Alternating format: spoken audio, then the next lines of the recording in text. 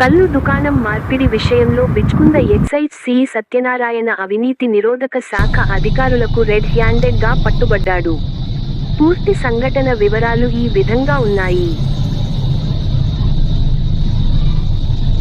మద్నూర్ మండలంలో కల ఒక కల్లు దుకాణం మార్పిడి విషయంలో బిచ్కుంద ఎక్సైజ్ సి సత్యనారాయణ కల్లు దుకాణ వ్యాపారి 3 లక్షల రూపాయలు డిమాండ్ చేయగా 2 లక్షల రూపాయలకు ఒప్పందం కుదుర్చుకొని ఈరోజు ఉదయం 2 లక్షల రూపాయలు ఇచ్చే క్రమంలో ఏసీబీ డీఎస్పీ శేఖర్ గౌడ్ ఆధ్వర్యంలో అధికారులు బిచ్కుంద మండల కేంద్రంలో గల అద్దె ఇంట్లో రెడ్ హ్యాండెడ్ గా 2 లక్షల రూపాయలతో పాటు మిగతా 45,000 రూపాయలు మరియు శంషాబాద్లో గల స్వంత ఇంటి వద్ద కొన్ని లక్షల రూపాయలు పట్టుబడ్డాయని అన్నారు.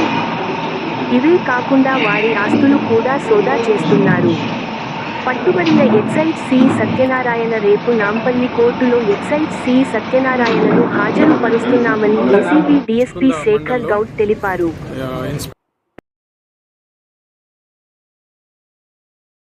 ఇన్స్పెక్టర్ పైన ఎక్సైజ్ ఇన్స్పెక్టర్ పైన ఒక కంప్లైంట్ రావడం జరిగింది. దాదాపు 10 రోజుల నుంచి ఆ కంప్లైంట్ మా దగ్గరికి ఫిర్యాదు చేయడం జరిగింది. ఇంతకుముందు అతను మద్నూరు మండలం కల్లు కాంపౌండ్లకు సంబంధించిన వ్యక్తి. ఆ వ్యక్తి కంప్లైంట్ మేరకు మేము ఇది ఇక్కడ జరుగుతున్నది వాచ్ చేయడం జరిగింది. పూర్తిగా వాచ్ చేసిన తర్వాత అతను దాదాపు 3 lakhs డిమాండ్ చేయడం జరిగింది. దాంట్లో అబ్జర్వ్ చేసిన తర్వాత అది నిజమని తెలిసింది. ఆ తర్వాత ఈరోజు అతను డిమాండ్ చేసిన 3 లక్షలకు బదులు అతను బతులాడితే 2 లక్షలకు తగ్గించాడు. ఆ 2 లక్షలని ఈరోజు ఇన్స్పెక్టర్కు ఇచ్చేటప్పుడు మేము రెడ్ హ్యాండెడ్గా అతన్ని పట్టుకోవడం జరిగింది. ఆ 2 లక్షల క్యాష్తో పాటు అవి సీజ్ చేసాం. దాంతోపాటు ఒక 45,000 ఎక్స్ట్రాగా కూడా అతని రూమ్లో దొరికింది. తర్వాత ఇతని సైమల్టేనియస్గా వీళ్ళ ఇంట్లో షాద్నగర్ శంషాబాద్ దగ్గర కూడా రైడ్ చేయడం జరిగింది. అక్కడ కూడా ఇంట్లో 12 లక్షల రూపాయలు సీజ్ చేయడం జరిగింది. ఈరోజు మిగతా ఇంకా ఆస్తులు ఏంటి అనేది కూడా మేము ముందు ఇన్వెస్టిగేషన్ చేయాల్సిన అవసరం ఉంది. ఇప్పుడు మాత్రం ఇతని పైన ట్రాప్ కేసు నమోదు చేసినాం.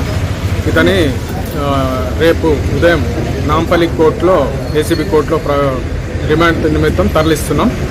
అదని రిమాండ్కి పంపించబడుతుంది. తర్వాత మిగతా ఇన్వెస్టిగేషన్లో మిగతా ఆస్తులకు సంబంధించిన ఇన్వెస్టిగేషన్ జరుగుతుంది.